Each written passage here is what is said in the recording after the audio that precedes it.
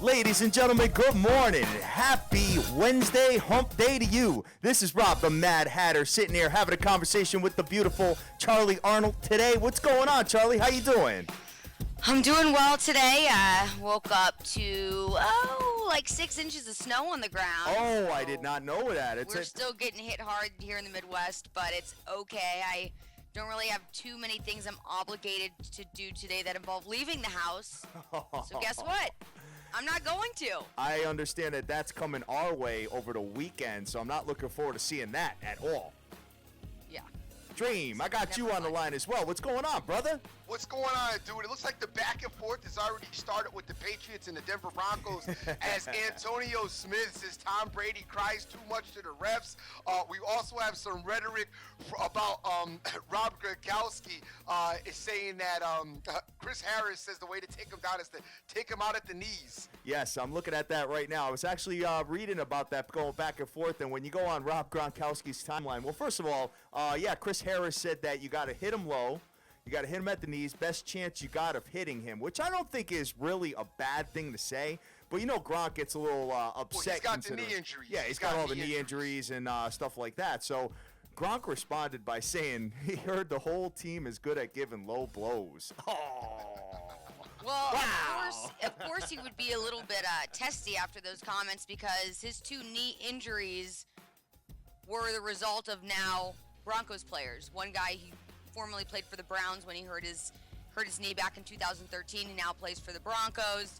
That's he suffered his last knee injury back in, November against the Broncos. So he does not have a good history as far as his knees are concerned with that Colorado team. Wow. That's TJ Ward you're talking about in reference to that injury, and also Darian Stewart as well. So, hey, listen, you know what, dude? As long as the hit's legal, I mean, nobody cares about your injuries. As long as the hit is a legal hit and it's within the rules, you're going to get hit. And if cats know that you have, maybe something that's a little suspect, they're going out there and they're going after it. That's the name of the game. Well, when you play football and when you coach football, the key to victory as far as taking someone down, you always say that the low man wins, Dream. No doubt. I'm sure you've heard that 100 times. And, I mean, when you got a big beast like Gronk coming at you, that's the best way to do it, man, is to get him down at the – because you're not tackling him around the shoulders. That's not going to happen. You're gonna look silly out there. So, and I was thinking about it today, and I was looking at this, and obviously we're going to do our big breakdown on Saturday and Sunday for the NFL game stream. But my feeling is that they're going to have to rush 3 to 4 guys, double up Gronk, double up Amendola, and put your best coverage guy on on Edelman. That's my feeling on that. What's your thoughts? As far as defending the Patriots, to me, it depends. I don't think you can aggressively go after any one target because it's just gonna make Brady go to another target. And as you have Gronkowski, you have Edelman, you have Amendola. That we just named 3 right there. Yeah. The Denver Broncos secondary should be up to task as far as, manning up in each one of these guys and then giving a little bit of linebacker or safety help depending on, which one you're talking about. In the case of Gronkowski, you have linebacker help. In the case of Edelman and Amendola, you have free and strong safety help. They should be up to task for this. Okay. But what's more important for the Broncos is I think you press these guys on the line, okay? Don't let them release. And then your pass rush has to get to Brady, like within that, 3 to 5 second, 7 second zone. You have to have your pass rush get to Brady. And if you can do that, I think you're going to have somewhat success. But do not press. You cannot blitz Brady with any, you can't come with exotic linebacker blitz package. Right. Yeah. I feel that's gonna be a mistake. He's one of the quickest at releasing the ball, man. So, I mean, and you're not scared of him running out of the pocket, Dream, at all. Considering that his guys, they run, they're running 3-yard patterns. You know what I'm saying, for the most part. So, it makes it, it's counterproductive to try to blitz him because there's going to be a guy right there, obviously catching a slant or catching something short and then running for major yards because your extra help will be involved in a blitz. So, trust me, I'm sure the Denver Broncos and their defense are all over the ways to play this Patriot team. And you know that Brady is very unsuccessful out in Colorado, Charlie. I think he's like 2-6 in the last 8 out there. I mean, I think if you look at the trend over the years, but I read an interesting stat earlier this morning that this season Brady has more touchdown passes there than Peyton Manning has had all season. Oh, wow. Yeah, I think Brady had 3 touchdown passes when they played in week 11? Something like that. Week 12. But then Peyton Manning only has 1 touchdown pass this whole 2015-16 season so far. Well, you at know, least in the regular season. You got to have a little trash talking going back and forth to make the game a little bit more interesting. Not that it's Absolutely. not interesting enough, considering that it's Peyton Manning versus Tom Brady, Dream. Definitely. And the thing is here, I've heard all the rhetoric about Peyton Manning's performance last week, and a lot of emphasis is going on Peyton Ball and not being himself, and he's can't do it anymore. And I mean, I watched the game just like you watched the game. Yep. To me, Peyton's. If he plays the same way he played against the Steelers, Denver's fine. Denver just needs to catch the balls. Denver needs to catch the ball, exactly. You know what I'm saying? They need to catch the ball. That's a small key to success for them. What I'm getting at is, though, he made enough throws that needed to be made to win the game, okay? Even though, obviously, they did win the game. But I'm saying, I didn't see – I saw some bad throws, but you'll see bad throws out of any quarterback on Sunday. So I'm just saying I didn't see Peyton Manning being the cause. I didn't feel distressed like they needed to start Osweiler this week, like I'm hearing all over the media. Yeah, and Mayo is out for the New England Patriots as well. So we got to take a look at that and go from there. But this game right now has got the Patriots favored, and not a lot of people are giving the Broncos a shot to win, Dream. That's good. Well, the Broncos got to like that. There's not a lot of pressure on them, so they can come in. They are home, loosey-goosey, get out there. And these teams know each other. They know each other well. So, this is going to be what we all want, a really, really great game. Probably the last time we're going to see these two face off. It will be great to see the adjustments and, what each team does to try to offset the other team. Great chess match in place, and I can't wait. Home team underdog? Means nothing. For that? Means nothing to me. Hey, we've been kind of looking at that all year long, man. So we'll see what ends up going down with that one. But hey, 2 marquee matchups going on in the NFL this weekend, both on Sunday, and I'm very excited to break those down on Sunday. And Friday, we're going to get Charlie's thoughts on the who you're picking to go to the Super Bowl, Charlie. Kind of amped to hear what you got. We'll talk about that on Friday. Absolutely. Gotta tune in. Dream. Yes, sir. College basketball is a disaster. It's not. Yeah, it is. It's not a disaster at all. Number 1, 3, and 5 go down. I know number 1, Oklahoma, went down the other night to Iowa State, but number 3 and number 5 go down. Xavier at home loses to Georgetown. You did say Georgetown would be a problem for them with their size. Because they're so big. Georgetown is a very big team. They've got a lot of size in the post, and I just felt like that would disrupt what Xavier likes to do in reference to them getting the ball to the rock. I didn't see Georgetown winning the game outright, but I just thought the 10 was way too much.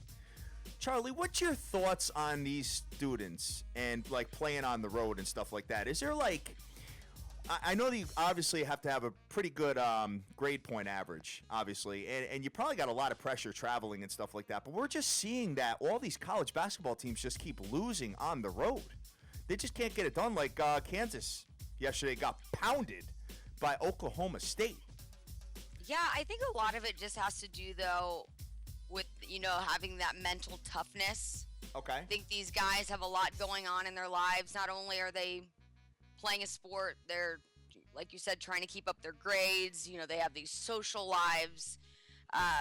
Whereas when you look at pro athletes, they really only have one thing that they need to be worried about at any point in time. Right. Not to say that some pro athletes don't behave worse than college athletes, but I think that there is something to be said about, being in school and having that mental toughness where you can balance everything and you can keep your priorities straight, because I think, it's a grind. So I think that when we see, right now it's kind of, you're getting to, I would say, midway point of the season, teams are getting worn down.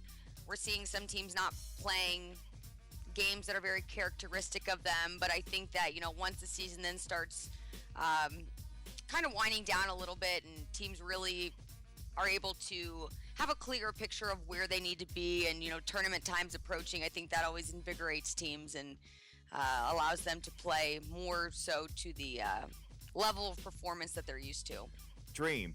Is Yes, it sir. because the kids are jumping up and down, humming and screaming and the whole package when they're on the It road? is not, though, but that has a little bit to do with it. As what has to do with it mostly, in my opinion, Yeah. is cable television networks, and now if you go to, Booty you can get on TV at 10 o'clock at night. So what I'm getting at is, it is. At one time, it was only attractive for students to go to specific programs, your major programs. You want to go to your Dukes, your Florida States, your major programs, your Syracuses, UConns. But now, because basketball is on, and there's television over the last, just say 10 years has changed so much.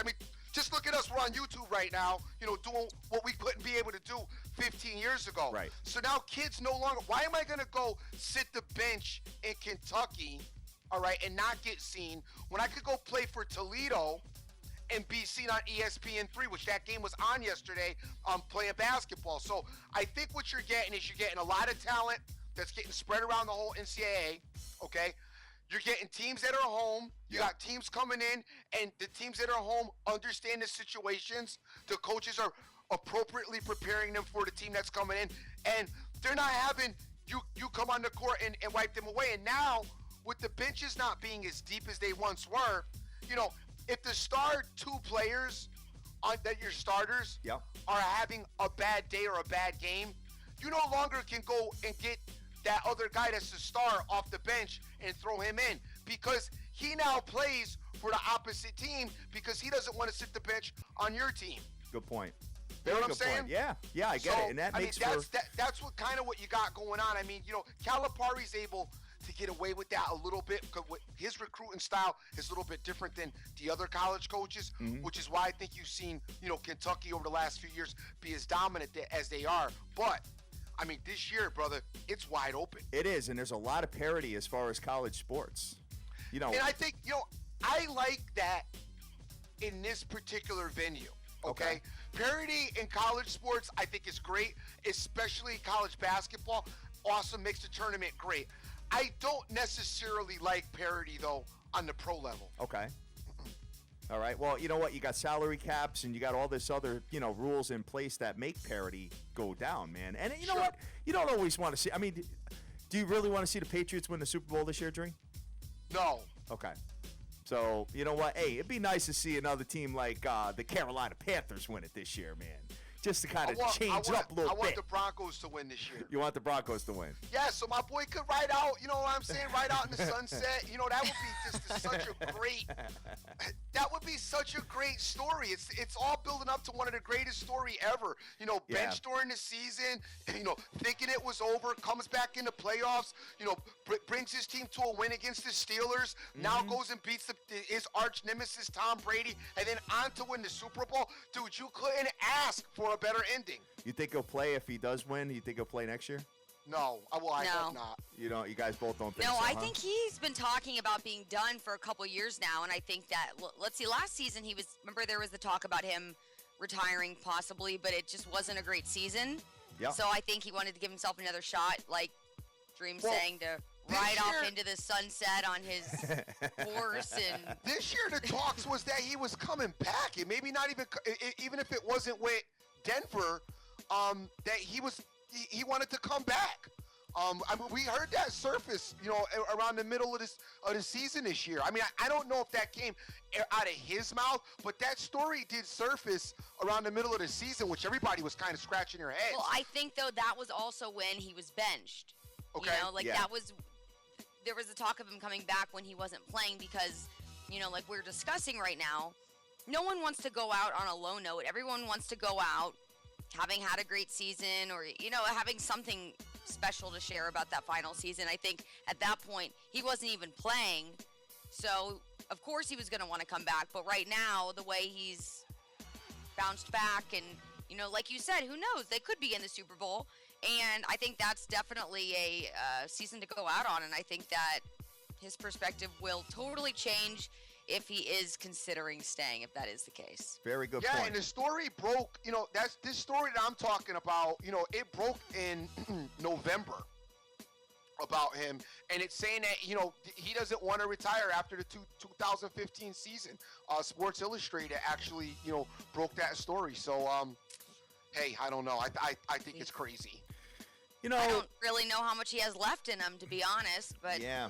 Hey, if you want to keep playing, yeah, I get it. Thing. Although he has more than enough to support him if he doesn't play. He's got those nationwide commercials. Oh, he's which got crack everything. me up every time. He's got the Pop John stuff. By any no means is he going to be, doing what I'm doing. What is that car that he drives in one of those commercials? What is that car? Is it like it's not a Kia, it's something else. It's a Buick, right? It's a Buick, right? Yeah. So, right? You really think he's rolling around in that? No idea. He's probably got a couple. Probably got a couple free ones, maybe. For a rainy day, days like this here in Indianapolis where it's snowing on the ground, he doesn't want to take out his Benz or his Beamer, There's also talks, there's big talks about him getting a ownership role in Tennessee with the Tennessee Titans.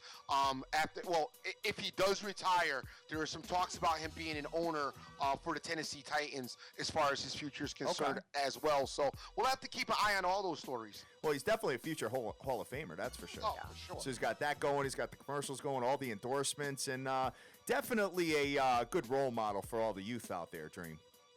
Absolutely. And I can tell you this much, he's a very similar age to me. I'm in my 30s as well, guys. And yesterday I went out and I was playing basketball with a bunch of kids that were like 19s and 20s and stuff like that, Dream.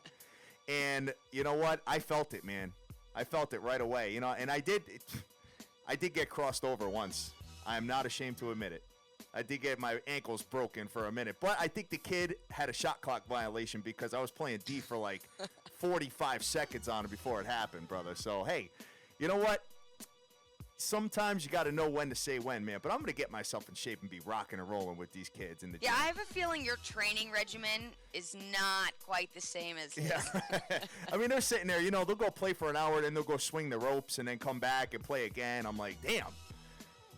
I can only remember those days, man. So, hey, it is what it is, and we will keep it moving. Guys, we are right now live on YouTube and live on Twitter. Everybody's commenting on the YouTube videos and going back and forth with us on Twitter a little bit. If you could retweet us, we would very much appreciate it, and looking forward to getting involved in a bunch of different stuff here. So one thing I do want to talk about, guys, I know we're bouncing around a little bit, but I got to go back to college basketball for a second here because in case you don't know, back in September, this SMU team, they're undefeated right now, but back in September, they got in trouble for multiple violations, including academic fraud and unethical conduct. So they are not allowed in the tournament this year.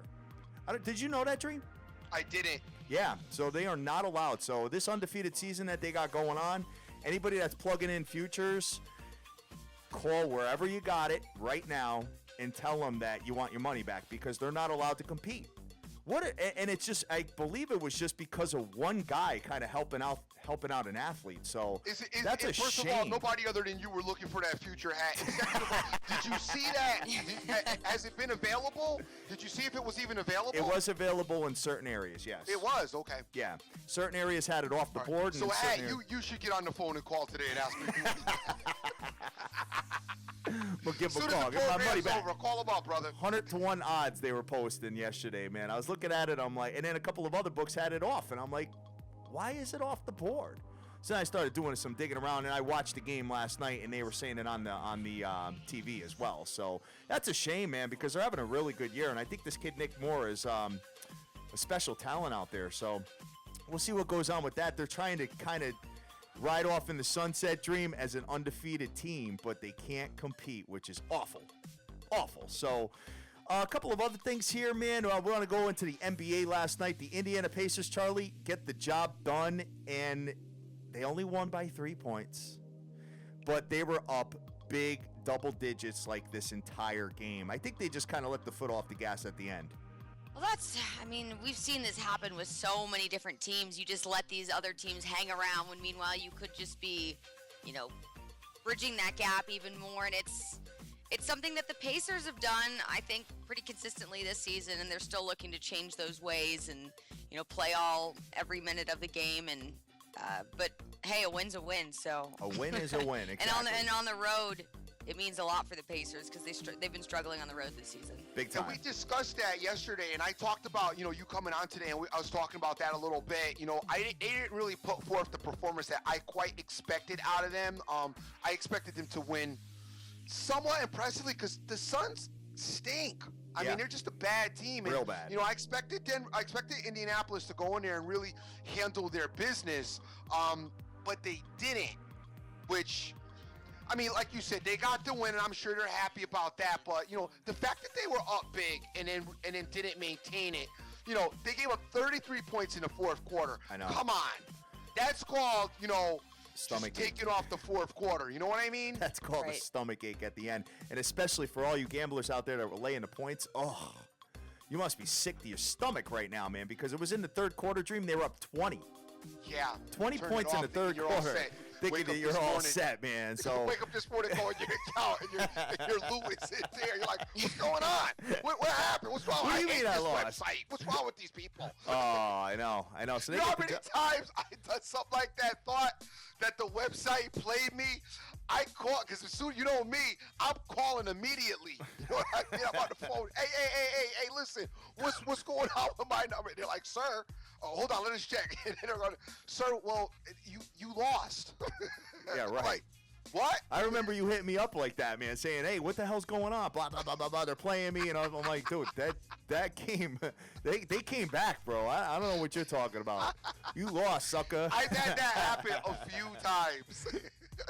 Oh, man. Hey, big ups to my man, Zach Jones from SBR Forum. Just hit me up. Got to hit you up after the show, brother. We'll have a conversation with you.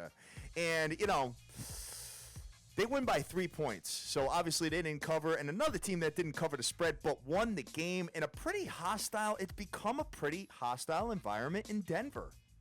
It's been kind of a pain in the neck to play there, Charlie. And because the Denver Nuggets just beat Golden State there.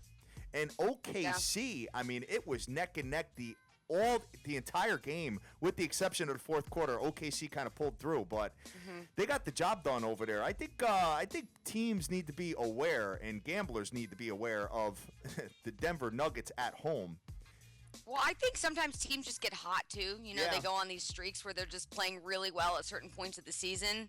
I don't think that it's necessarily a long-term deal. Okay. But I mean that's may not be fair for me to say, but you look at some of the teams that they're competing very high, competing at a very high level against, and then you look at these same teams that they're playing going on to beat the top teams, and you wonder, what's going on here. So I don't know. I think the Nuggets might just be hot right now.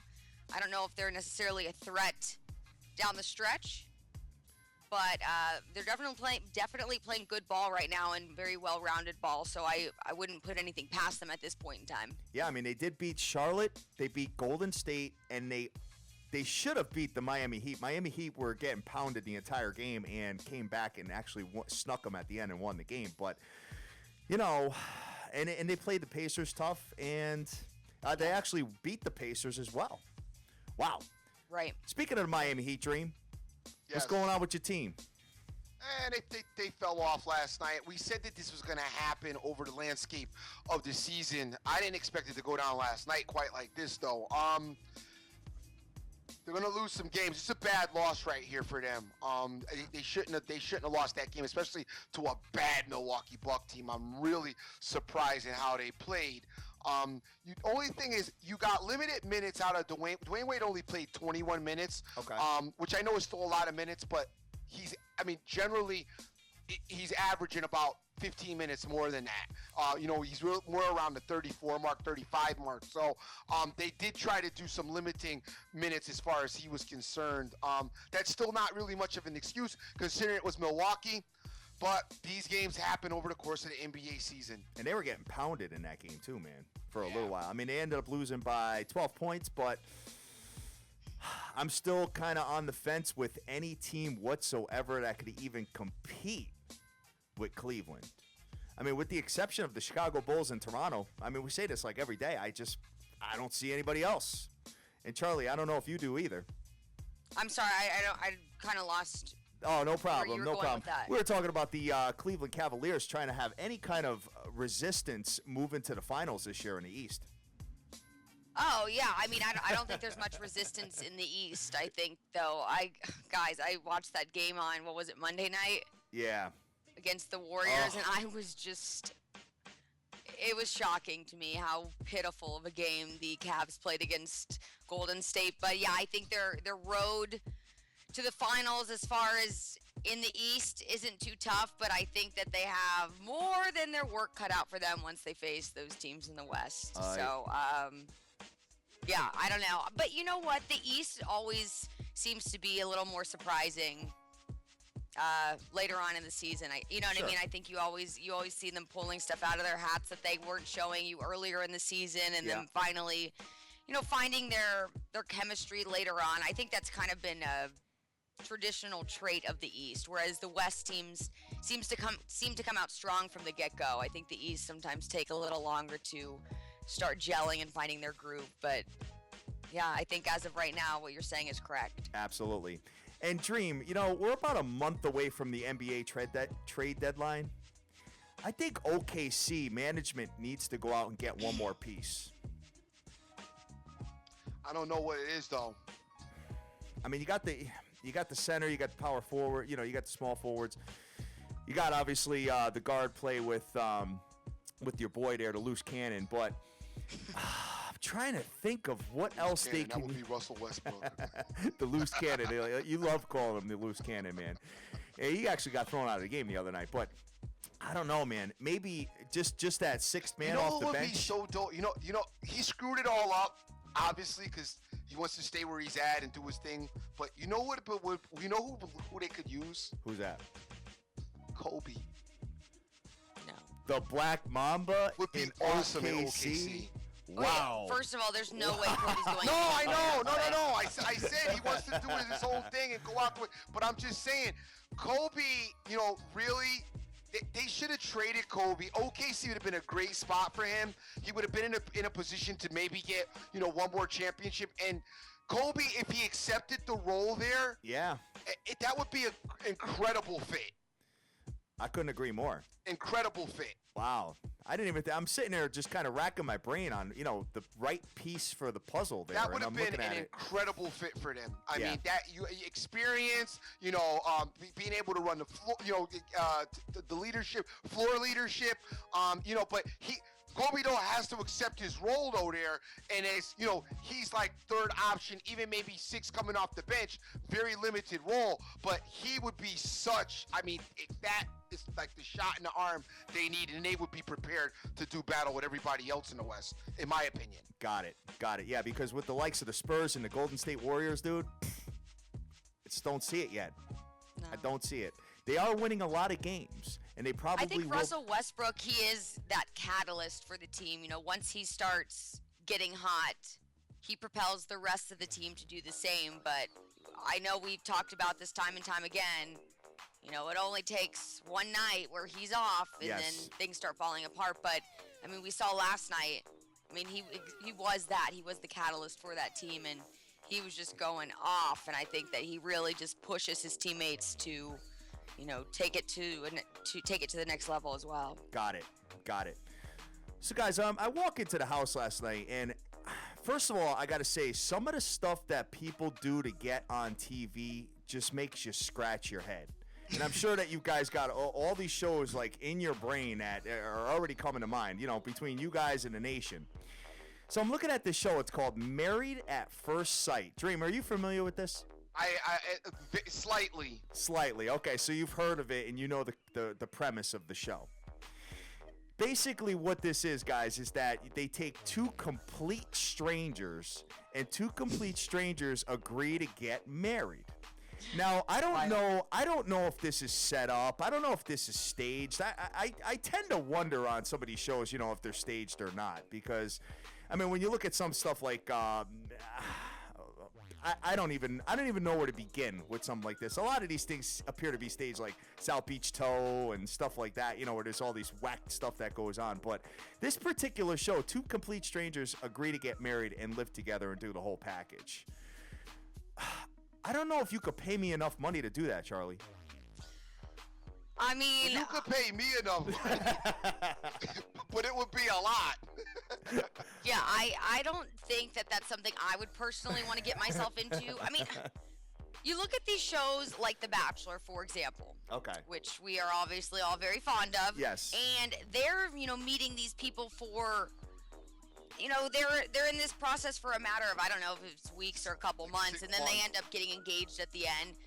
That's crazy enough as it is. So to meet somebody and just right away be like, all right, cool, like, let's do this. Yeah. Let's get married. I don't know. That's... I mean, that's crazy. When you're with somebody, well, at least in The Bachelor and The Bachelorette, at least you got like 20 people. You know what I'm saying? Or what is it, 20, 30 people? It's something like that. I don't really know because I don't watch it, so you guys would know better than me. But I catch it here and there. I don't watch the whole thing, but I want to say it starts off with like 30 people. Okay, all right. So at least you got a shot at selecting someone that you're attracted to, right? So with this particular show, they just set you up on it, and you don't even see the person. You don't even know who they are. Really? Oh, you don't even. You don't even know. No, man. You just gotta get married. So now, what if you get somebody dusty? I'm just saying. I love it. All right, and then but they're feeling you, and then they want to consummate the marriage afterwards. Then what are you gonna do? Do they try to pair people based upon what they think they might like? I mean, is there any type of chemistry? You know what? I gotta. That doesn't know. He just turned it on.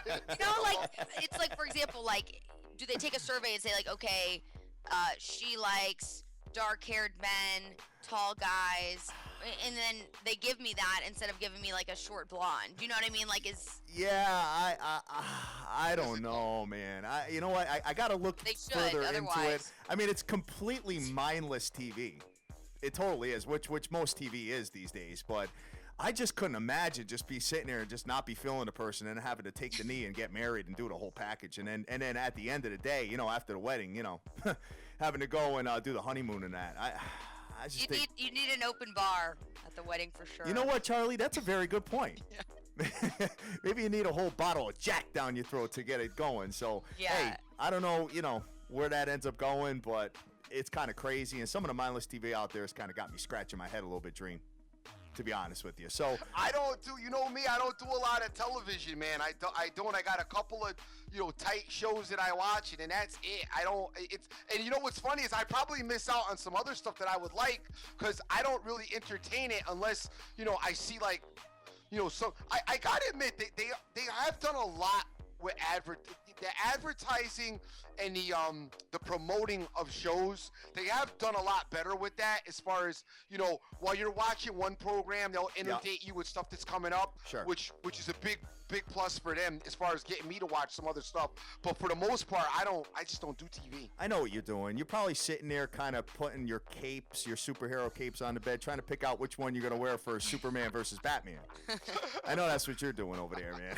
I cannot wait for that. And, it's funny you mentioned that because last night, The Flash returned back, and they did a spin-off from the Flash to their next show that's coming off, and then at the end they had it like they were kind of keeping you on the edge because they wanted to promo, the Justice League movie and also Suicide Squad that's also coming out. So they kind of snuck their program in the middle, and DC has been very, very clever. I don't know if you're aware of this. People who are in the comic book world, there's two comic book entities. There's Marvel and there's DC, and for the most part, as far as comic books are concerned, Marvel was on top. Marvel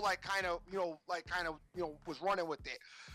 As far as the film adaptations of the superheroes are concerned, though, DC has had the better films as far as bringing their characters on the big screen. And right now, with this upcoming Superman Batman thing and them trying to move forward Justice League, DC has really taken off the gloves, and they're really going hard for the title. So it will be interesting to see how Marvel responds, because DC has definitely stepped it up a notch.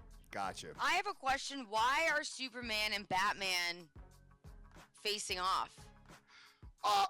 Well, from the storyline that they've devised, Batman is angry at Superman. The apparent fight that they had in Metropolis between Superman and his arch enemy, there was a lot of destruction and a lot of innocent people got hurt. So that's the premise to starting it off. And both of their techniques are so different. Okay. Because the Dark Knight has this vigilante, he's a little bit rougher, breaking bones or whatever may have you, and Superman's the goody two-shoes Boy Scout guy. So theoretically, both their systems are opposite ends, even though they get the same thing done. And it does make for a great storyline too. Got it. All right. Well, Dream, I know that you'll be there. Except it's completely stupid because Batman can't fight Superman. I know, it looks like they align at the end or something like that. No, they definitely align at the end, but it's just so asinine because there's no way Batman could beat Superman, period. So it's just so stupid. Oh, really? Yeah, just that. There's no, unless Batman were to get, and we gotta go crazy now, sorry, but unless Batman were to get kryptonite or have some type of kryptonite weapon, he'd have no chance against Superman, none. All right, guys, just in case you don't know, we are a sports show, just so you know. So we're gonna have to get in. We're gonna have to move over to the sports and have a conversation. You haven't seen more advertising for Batman Superman movie. If you watched the NFL last weekend, that's all you've seen every break. That's all you saw, man. That's all you saw. So, all right, we're going to keep moving and go into the college basketball to see if there's going to be any more messes tonight, Dream. Okay. As far as these two teams are concerned, or as far as all the teams in the top 25. But I'm just going to rattle off a couple of matchups here, guys. I'm going to be sitting back and watching, especially the fact that it's such a mess, that I just want to kind of get in. I want to look and see what this North Carolina. I've been watching North Carolina a little bit. This Meeks kid is pretty good. I mean, he's a big man down low. They got Wake Forest coming into town. North Carolina is number 2. They are 10-0 at home, and they are given 16.5 with an under-over of 165.5. Now, I know this Wake team is pretty good, Dream, so this might be a pretty good matchup. Wake's okay. I wouldn't say pretty. They're 10-7, dude. Don't be surprised if it's tight in the first half. Oh, I would not be surprised because North Carolina, to me, has no business with the number 2, and I think that's a lot of points as far as North Carolina is concerned. But I don't think that Wake is that good of a team this year. And this, over the years, has been a little bit of a rivalry. But I don't know. I have no opinion on this particular matchup for me. All right, and you got Texas going into number 6. Press Virginia, and West Virginia is -13 with an under-over of 146. So West Virginia, number 6, a lot of people are putting them in the conversation, Dream. Okay. I don't see it yet. I got to take a better look at them. This Texas team, they're very big. So this is going to be a real good match and a test for them. They are given 13 points, which I think is a lot of points to be given Texas. But we'll have a conversation as it moves on. And as you guys know, Texas has VCU's old coach. Charlie, I don't know if you're up to speed with the NCAA quite yet, as we are just getting our legs wet as well. Yeah, I've been following it somewhat, more so now that football's winding down and yes. It's getting to be more of the any particular team that is impressing you or not, or you think maybe overrated? We talked about Kansas earlier in the show, and I know that they're expecting to do so much, but I think that they're still looking for someone to really emerge on that team as being a leader for them. Yep. Yeah. Because I feel like you look at so many teams and you note that one or two guys who really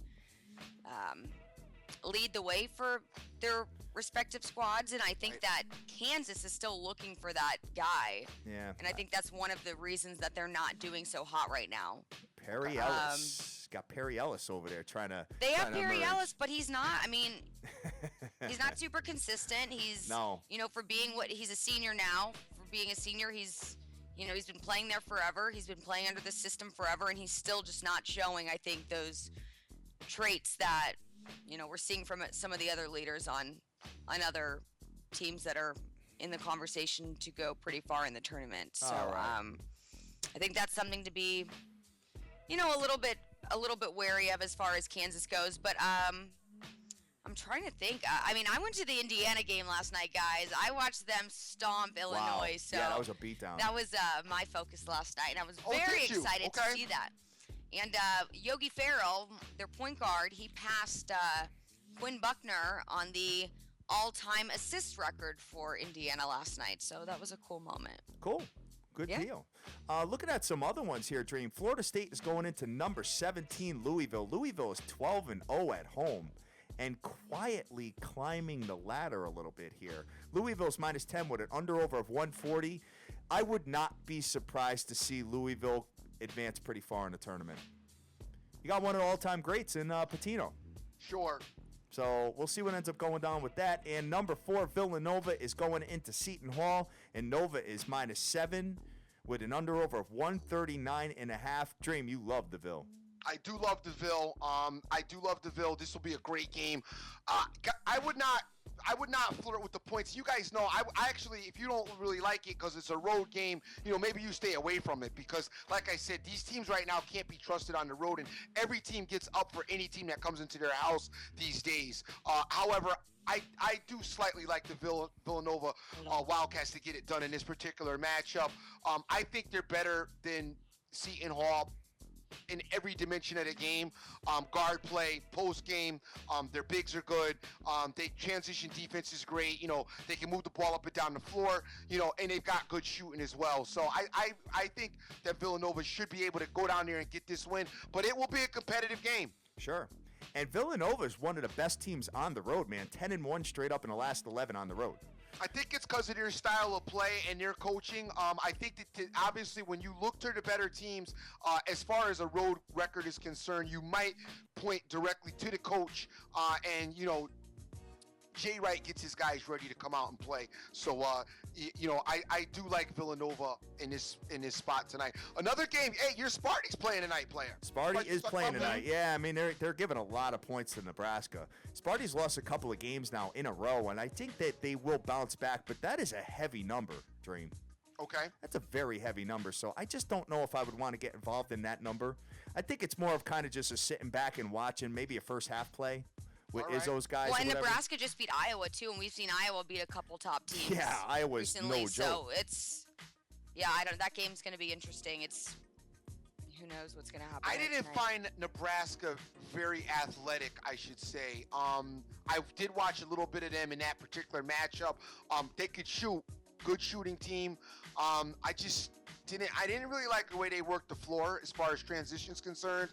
I think Michigan State going to get a little bit of run on tonight, a little bit. 14.5 they're giving right now, brother. Yeah, that's a little heavy for me. You know that. But, Just a touch. Yeah, I like Michigan State to get their run on tonight against Nebraska. 8-1 at home. The only loss, obviously, was to Iowa. Your team. Like to see this Miami team. They're playing Boston College as well on the road in Boston College. Miami lost their last game.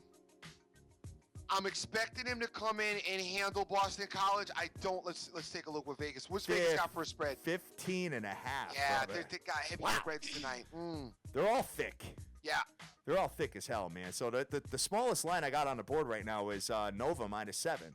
Gotta let it go. Yeah, I Gotta don't let it go. particularly like that. Charlie, when you were out, I can't. I'm sorry, I'm gonna put you on the spot, but I don't remember. Did you say you saw the UCLA team play when you were out, Kyle? No, I didn't see them play. I just happened to be on the plane with Steve Alford's that's how it worked, father. Right? Yeah, no, I did not get to see them play while I was there. Oh, gotcha. And you got them late night. They're playing Oregon State, and I kind of like UCLA, but I haven't seen a lot of them to really be making a comment on them yet. But I need to see a little bit more out of them, so I'm just gonna fall back. Fall back. All right, man. So I'm gonna jump. Unless you guys have any more college hoop, I'm gonna jump over to the NBA. Nope, let's go. All right, so looking at the NBA, we have a very, very big slate of games today. There is a plethora of them, definitely in double digits. I want to say there's like 11. 1, 2, 3, 4, 11. So looking at this, the Cleveland Cavaliers are coming into the Brooklyn Nets, and Cleveland is minus 12.5 with an under-over of 197. Dream, we got to see how my boy reacts after the beatdown they had the other night. I would expect him to bounce back. I mean, this is Brooklyn. I don't think he's going to have any problems with Brooklyn. Yeah, watch Brooklyn be up in the first half. That maybe. But, I still see that the Cleveland Cavaliers should be able to get through that. I don't have any problems with that particular matchup. I would like the Cavs to win in that spot. If you can get rid of the points, obviously great spot to get rid of the points. But yeah, I like Cleveland. Well, you know what I've noticed, man, in basketball, whether it's collegiate or pro, that heavy money line stream, they're not coming to form they're coming to form, but not as often as other sports, man. I mean, you can be a minus 800 money line and lose on the court. I mean, we've seen it with the Dukies. We've seen it with Kentucky. We've seen it with some other teams. Xavier last night. I mean, you know, you really got to pick your spots. It's not as easy as other sports, guys. So keep that in the back of your brains. I mean, in the NFL, I think that happened maybe a handful of times all year long. In hoop, it's like multiple times a week that these big, heavy spreads are going down, guys. So for all you money line parlay guys out there, just be careful when it comes to playing basketball. Let's see what else we've got here. We got a good one here. We got Golden State coming into the Chicago Bulls. And as you guys know, Chicago, Noah is out for the year with an injury. Golden State coming in after the beatdown to Cleveland, and they are given 6.5 with an under-over of 214.5. And I got news for you. If the Chicago Bulls do not play defense and slow this game down, and you're going to probably see a little bit of the same that we saw the other night, because Golden State's out there. They want to make a statement towards the East. And I think what better way to beat Chicago and Cleveland back-to-back. And, Charlie, I'm sure you agree with me on that. Absolutely. I do not see the Bulls slowing the Warriors down tonight. How about you, Dream? Interesting spot. You know, the Warriors are coming off the game against Cleveland, which I'm sure that they were up for. Yep. And now they're going into the Bulls. Very interesting spot. I don't really have an opinion on this game, to be honest with you. I just don't think that this is necessarily the home run for Golden State that maybe we think it will be. Okay. Even though the Bulls don't play defense, to my liking. But I just don't know. You know, sometimes when you get these it's not back-to-back technically, but within the same area of everything, when you get these, sometimes a team comes in a little bit flat, and Golden State may come in a little bit flat, and the Bulls are going to definitely be up to play Golden State. So we'll see. Well, Golden State and the Bulls don't cover spreads that often, Dream. Golden State 1-4 in the last 5 games against the spread, and the Bulls are 1-5 against the spread in the last 6. I don't know, man. Toss up here with 6.5 points. Golden State, hey, they're a pretty fast team up and down the court, brother.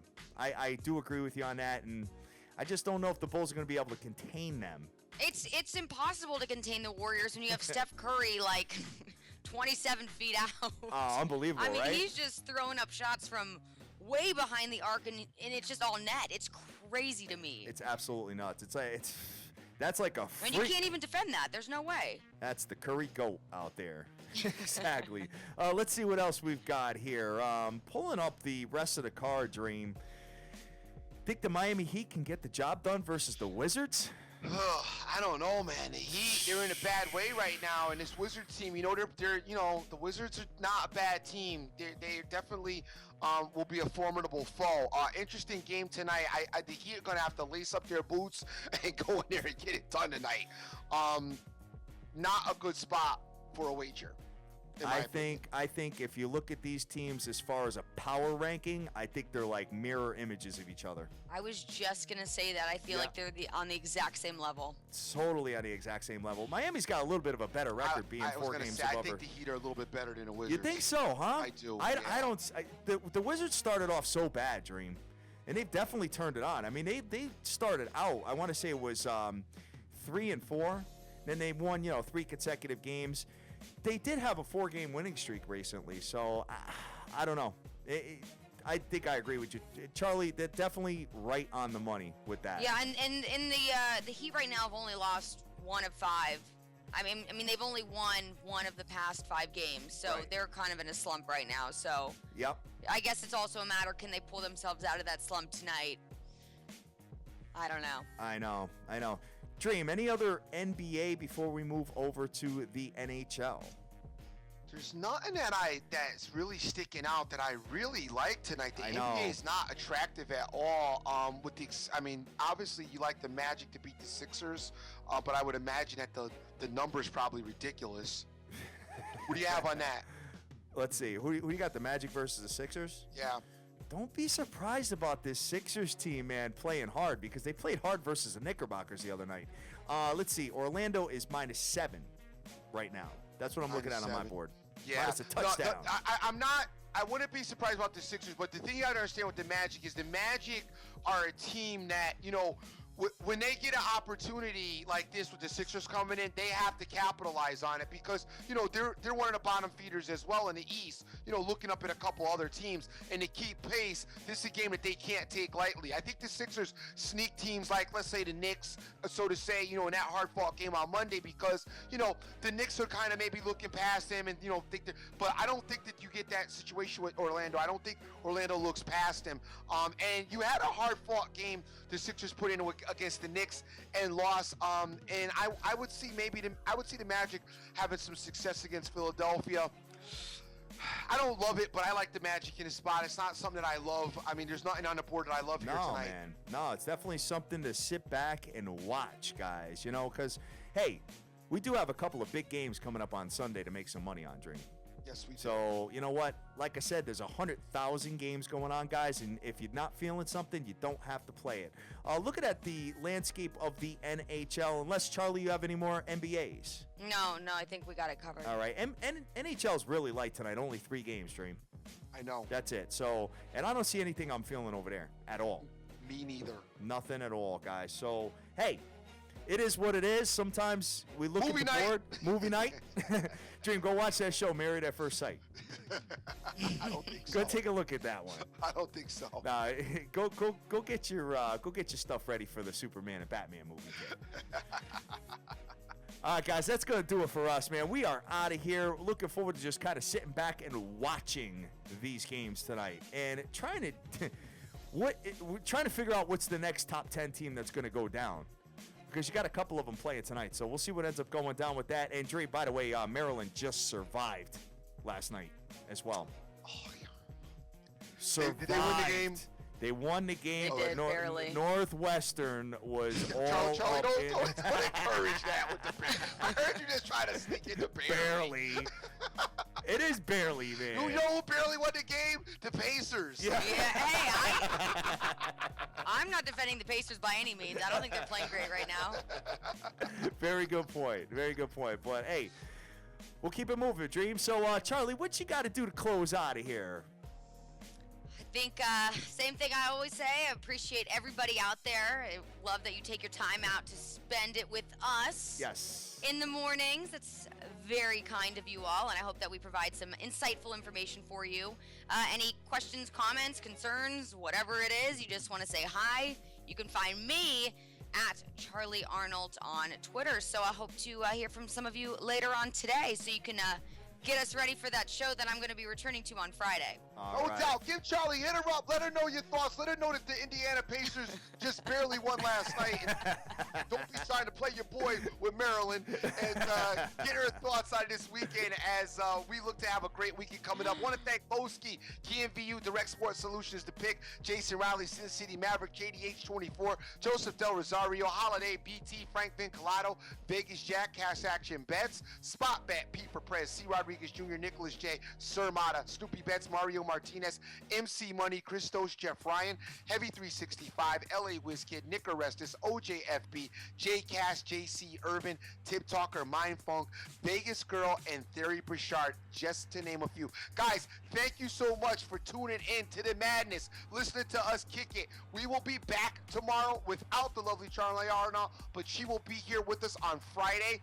Tomorrow we look to have a guest come on. I'm going to keep it a little bit of a surprise for you, so just tune in and listen. Always remember, I'm the dream. Don't never forget who you're with and make the most of each and every day, as you cannot get this time back. All I got to say to both of you guys is when teams barely win, that's why we money line, Dream. Definitely. That's it. Guys, we love you to death. Go out there. Go easy. You know what? If you're an underdog player right now in college basketball, you are in lovely shape, and congratulations to you. But go out there, go easy, do your own homework, get involved in anything that you think can make money, but just tread carefully. But make all your dreams a damn reality and get that money. Let's go.